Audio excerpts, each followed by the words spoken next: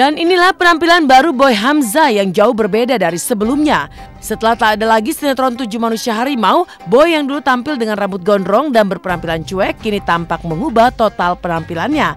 Dari tampilan casual, kini Boy mengenakan gamis dan juga kopiah serta memelihara jenggot. Selain penampilan fisik, Boy juga tampak aktif dalam kegiatan keagamaan. Ia bahkan memberikan ceramah di hadapan ratusan jemaah di acara peringatan Maulid Nabi kemarin di salah satu masjid di kawasan Radio Dalam, Jakarta Selatan. Dalam menyampaikan tauziah, Boy terlihat bersemangat dan bersuara lantang. Seperti inilah gaya dakwah Boy Hamzah yang dulu berperan sebagai Humbalang di sinetron 7 Manusia Harimau. Pakainya yang dulu 200 dirham menjadi compang-camping dan memegang panji Islam aja, tangannya dipotong, dia pegang dengan tangan kiri dipotong, dekat dengan dadanya. Badannya diperang dengan 90 tusukan. Dengan begitu menegakkan la ilaha illallah. Hari ini dengan apa kita membela agama kita? Umat boleh mati, tetapi agama tidak akan mati. Keluarkan semua rombongan, semua siap keluar di jalan Allah, insya Allah. Siap patulan di jalan Allah. Maafkan saya tidak pantas bicara seperti ini. Tapi karena orang yang pintar dan pandai bicara, yang punya ilmu, tidak mau dengan keriduan hatinya untuk mendakwahkan agama, maka mungkin Allah pilih orang bodoh seperti saya.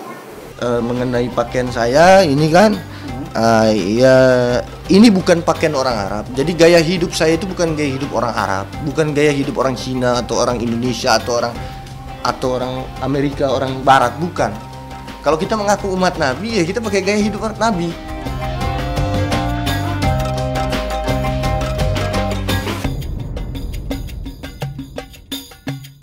Apa yang sebenarnya terjadi pada Boy Hamzah? Sebenarkah ia mendapatkan hidayah yang mengubah pandangannya tentang kehidupan? Lama malang melintang di dunia hiburan, Boy rupanya memiliki kegelisahan. Kekosongan dalam hatinya kemudian perlahan terisi ketika pamannya memperkenalkan Boy pada Islam dan ajaran-ajaran Rasulullah. Bikin aku berubah. Itu tadi, orang kalau makin tambah umur kan harusnya menjadi lebih baik. Yang bikin dia berubah ya alhamdulillah Allah kasih hidayah untuk dia lebih ikhlas untuk mengenal Allah ya. Nah, jadi intinya itu. Dulu mungkin saya jauh dari Allah gitu kan. Paman saya datang silaturahmin saya terus ya kan. Saya itu nggak pernah dengar dongeng-dongeng kisah-kisah sahabat Rasulullah gitu kan. Saya sendiri mungkin mengaku Islam gitu, mengaku umat Nabi gitu, tapi nggak tahu tuh dulu cerita Nabi gimana, cerita para sahabat gimana. Lalu paman saya yang datang dan silaturahmi itu, dia cerita-cerita tentang hayatus sahabat, tentang kisah-kisah sahabat, ya kan. Nah, di situ membuat hati saya bergetar dan saya menangis di situ. Kalau kita sakit iman, diagnosanya itu agama terasa pahit.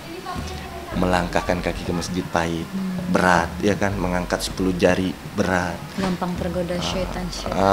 Terus membaca Quran pahit, mau puasa pahit, ya kan.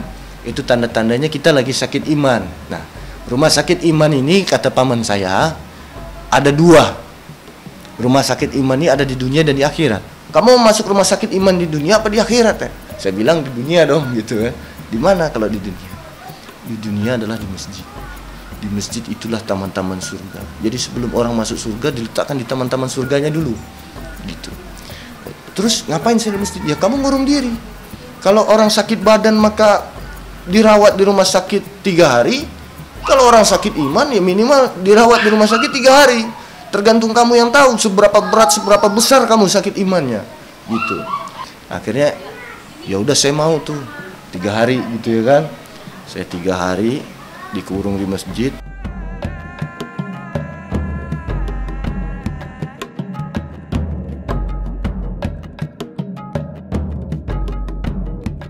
Setelah Setelah perjalanan spiritual yang dialaminya, Boy semakin mantap memilih jalan Tuhan dan mempelajari Islam lebih dalam. Ia bahkan berencana untuk terjun ke dunia dakwah demi mengajak umat Islam untuk lebih dekat kepada penciptanya. Keputusan Boy mendapatkan dukungan dari sang istri yang justru merasa tenang dibandingkan saat Boy berada di dunia hiburan.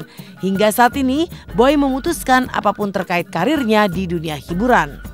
Hidayah itu hanya Allah yang berhak memberikan kepada siapapun yang Allah inginkan kasih hidayah gitu. Kalau para ulama mengatakan dan paman saya juga katakan, jangan kalau untuk kayak gini, jangan kamu yang ambil keputusan, biarkan Allah yang putuskan.